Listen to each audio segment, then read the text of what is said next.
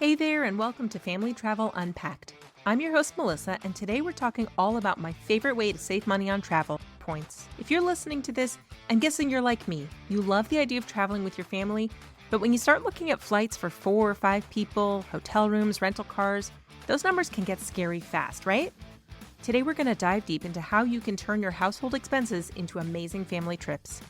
Now here's the thing. I've been traveling with points and miles for almost 20 years, but it wasn't until the last few years that I got really serious about it. These days, we're taking our kids on trips we never could have afforded otherwise.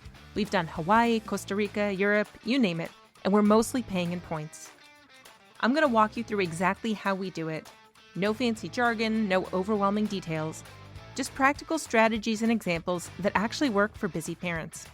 And if you want to dive even deeper after this episode, I've got a free ebook waiting for you in the show notes, or you can go to thefamilyvoyage.com/free travel to start your journey. We can get you going in just one afternoon. Sound good? Let's jump in. So first, let's talk about why this is all harder for families. When you're traveling solo or as a couple, earning and using points is pretty straightforward. You just need enough points to cover flights and hotels for 1 or 2 people, and every adult who's traveling can basically cover themselves. But with kids, it's a whole different ballgame. You need to redeem a lot more points, but half of the people traveling can't contribute since they aren't allowed to open their own credit cards. When we travel, we're typically looking for 4 award seats on the same flight, and outside of the US, we sometimes have to book 2 hotel rooms since occupancy limits are really strict. And trust me, those hotels mean it. If you want to travel for free as a family, you have to be really strategic about earning and using those points. All right, let's talk about how to actually earn points. The secret? Sign-up bonuses. You'll earn way more points from welcome offers on new credit cards than you ever will from everyday spending. Here's how it works. Credit cards offer huge blocks of points when you open a new account and meet the minimum spending requirement within those first few months. We're talking bonuses that could be worth a week at a nice hotel or a couple of flights. The key is being strategic about which cards you open and when. Start with cards that earn transferable points. These are points that you can move to different airline and hotel partners, which gives you max flexibility. Even if you prefer to fly a specific airline or stay with a certain hotel chain, you want to keep your options open when you're trying to find the best deal to stretch a vacation budget for a family. The Chase Sapphire Preferred is a great starting point. You can find the link to this one in the show notes.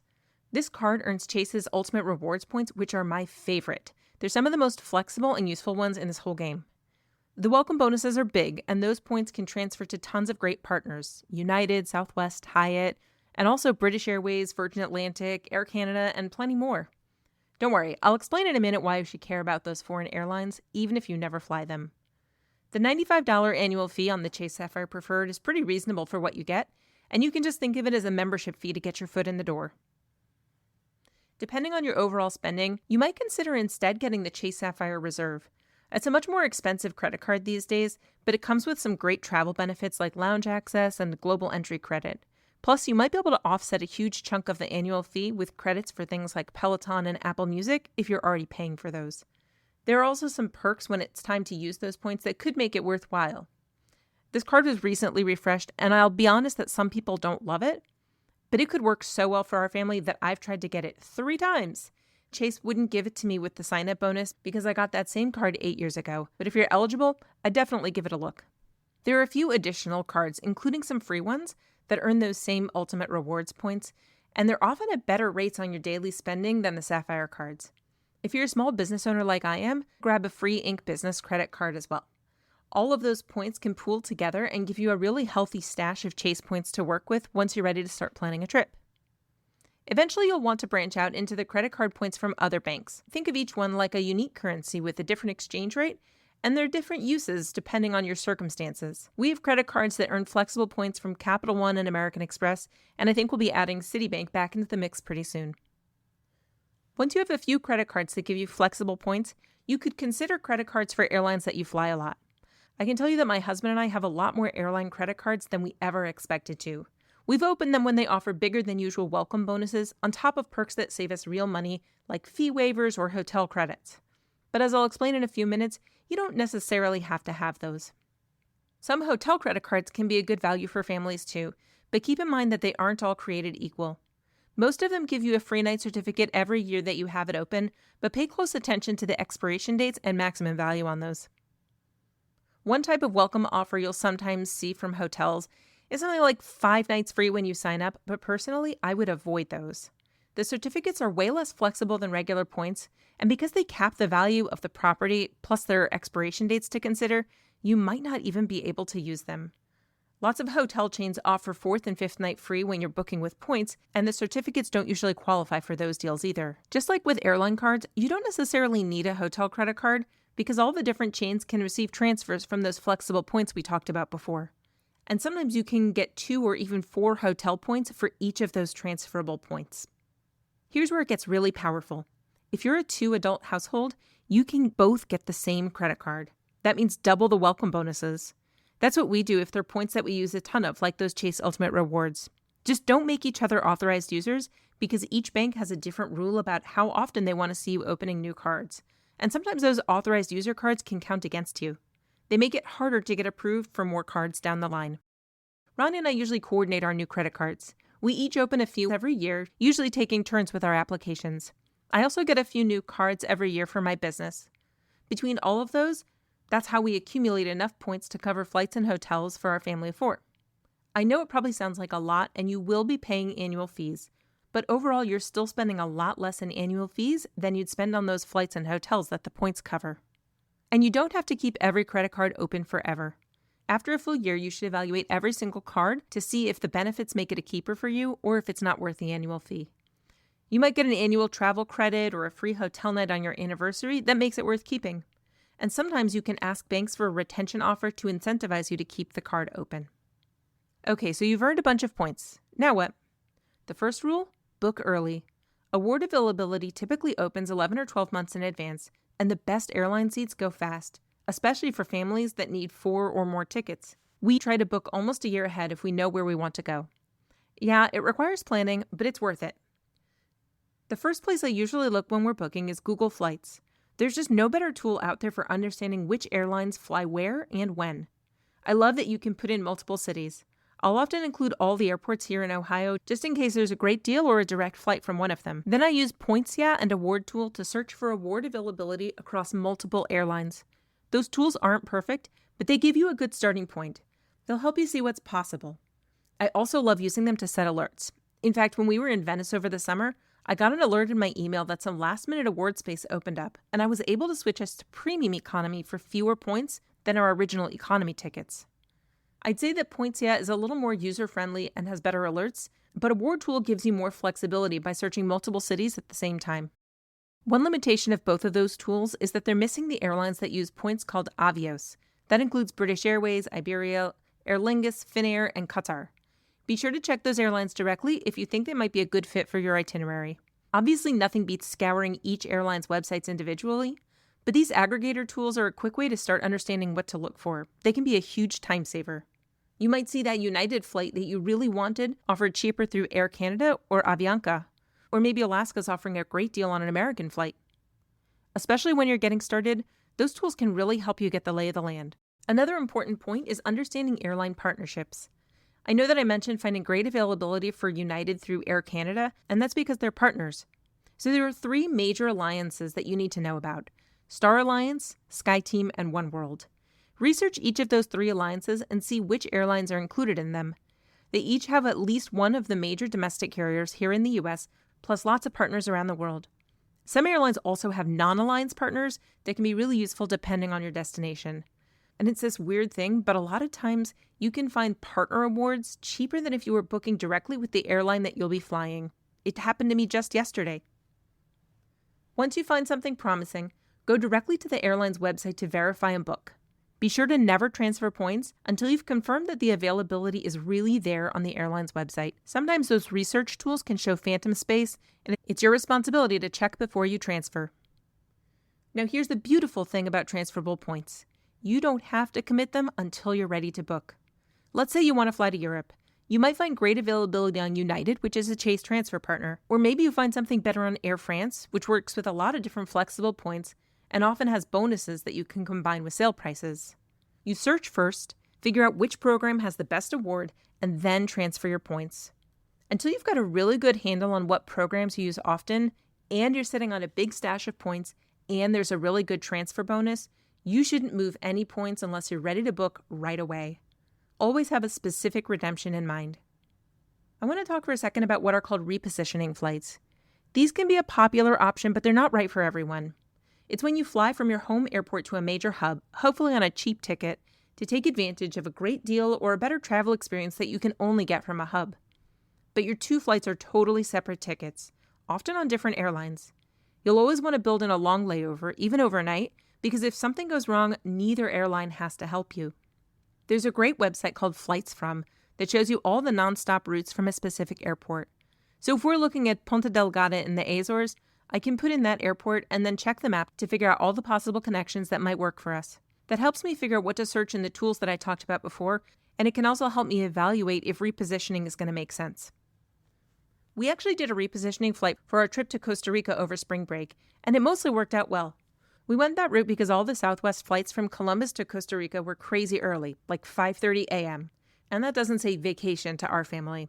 So instead of getting up at 3 a.m., we flew down to Orlando the night before and stayed at the Hyatt inside the terminal. Then we hopped on a nonstop in the morning.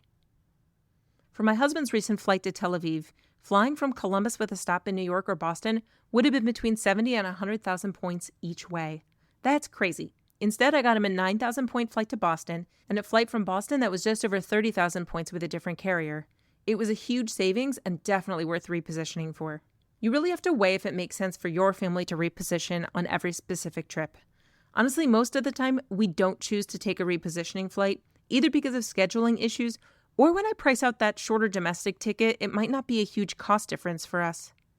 Another option is to take a repositioning drive. We live in Columbus, and our only direct international flights are to Canada. So for some trips, we might scoot over to Detroit, Pittsburgh, or Cleveland in the car and fly from there. We did that to fly to Iceland nonstop from Detroit, and it was actually a lot easier than we thought. Okay, I have to talk separately about something that's a complete game changer for families, and that's the Southwest Companion Pass. The Companion Pass lets one person fly with you for free. You just pay taxes and fees, which are around $5 for domestic flights in the U.S. Sounds amazing, right? But here's what makes it especially powerful for families. If you're a 2-adult family, you can each earn your own Companion Pass and designate a different kid to fly with you. That means 4 of you can fly on 2 tickets, even if those tickets are bought with points. We're talking about trips that might cost over $1,000 for basically nothing, and you can use the Companion Pass over and over every year that you have it. The easiest way to get a Companion Pass is to open 2 Southwest credit cards in the same year, one business and one personal. You hit the minimum spend on both, and boom, you've got enough points for the Companion Pass. Sometimes there are even promotions that give you enough points to earn a Companion Pass with a single card. And the great thing is that you aren't trading in your points for a Companion Pass, you still get to use those points for your own tickets. The trick is timing. Apply in November or December for the first card, but don't hit the spending requirement until January. That way you get the pass for almost 2 full years. Down in the show notes, I have a really detailed article that goes through all of it. We've used our Companion Passes for so many trips. Weekend getaways, spring break, you name it. Our kids flew with us to Hawaii on points twice in 9 months. Our out-of-pocket cost for each kid was just $11 for each round trip. It's one of those things that sounds too good to be true, but it's completely legit and it's incredibly valuable for families like ours. As of when I'm recording this in late November, we haven't heard of any big changes coming to the Companion Pass. But we don't know if Southwest has another party foul up their sleeves. They've been making a lot of changes lately that are very consumer unfriendly, so we'll see what's coming.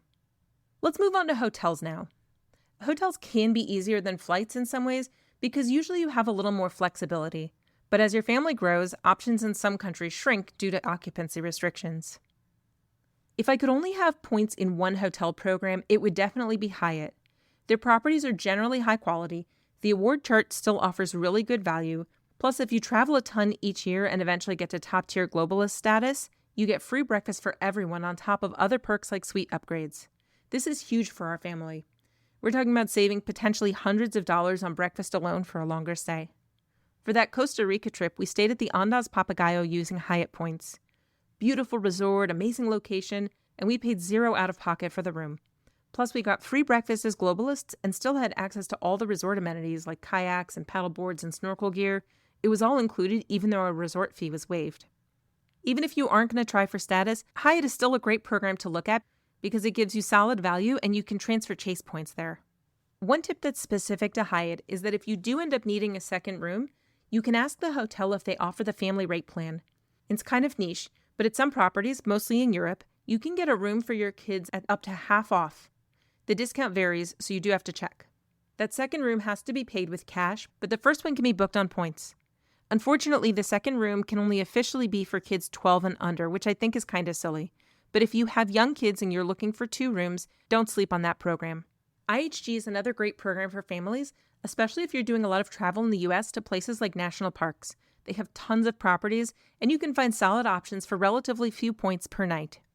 When you book on points, you'll also get the 4th night free with IHG if you hold one of their credit cards.